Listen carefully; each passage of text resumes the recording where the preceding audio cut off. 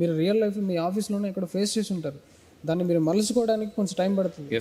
వాటన్నిటిని మీరు వినే ప్రసంగాల్ని జీర్ణించుకోవడానికి సంవత్సరాలు పడుతుంది. టైం ఇవ్వట్లేదు, వెంటనే జ్ఞాన ప్రదర్శనకు వచ్చేస్తున్నారు.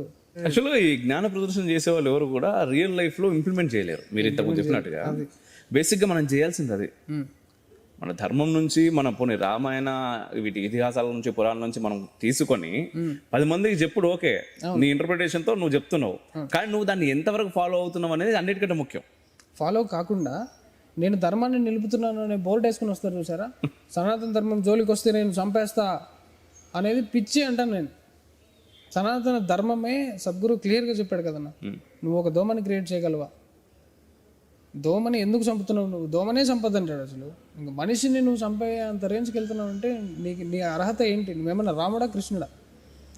శివుడితో కమ్యూనికేట్ చేసి పాశుపశాస్త్రాలు తీసుకుని రావణుడిని నేను చంపగలనా లేదా అని శివుడిని అడుగుతాడు రాముడు.